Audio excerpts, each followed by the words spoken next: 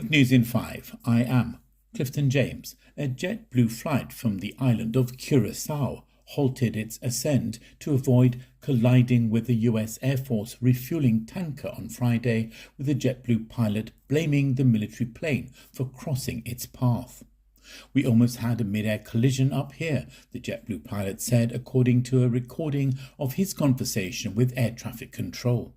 "They passed directly in front of our flight path. They don't have their transponder turned on. It's outrageous." It comes as the US military has stepped up its drug interdiction activities in the Caribbean and is also seeking to increase pressure on the Venezuelan government. "We just had traffic pass directly in front of us, within 5 miles of us, maybe 2 or 3 miles. But it was an air-to-air refueler from the United States Air Force, and he was at our altitude," the pilot said. "We had to stop our climb." The pilot said the US Air Force plane then headed into Venezuelan airspace.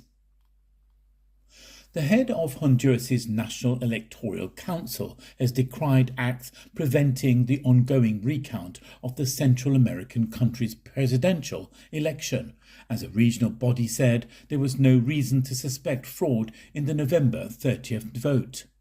Ana Paula Hall's statement on Monday came amid ongoing protest and unrest over the unresolved election.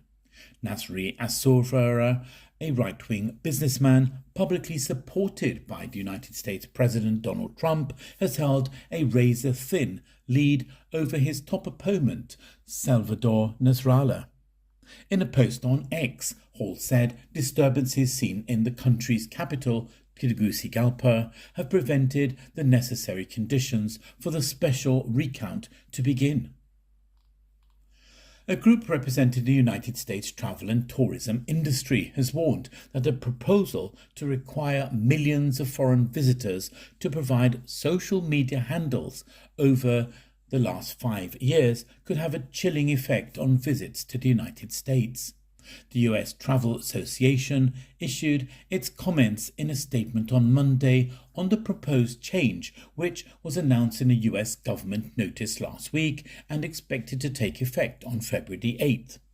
It would require travellers from countries in the visa waiver program to submit the social media data. "If we get this policy wrong, millions of travellers could take their business and the billions of dollars they spend elsewhere, only making America weaker," the association said. "One thing that isn't in question: this policy could have a chilling effect on travel to the United States." Victims of Sunday's deadly Bondi Beach attack in Australia have been remembered as bright, joyful and talented.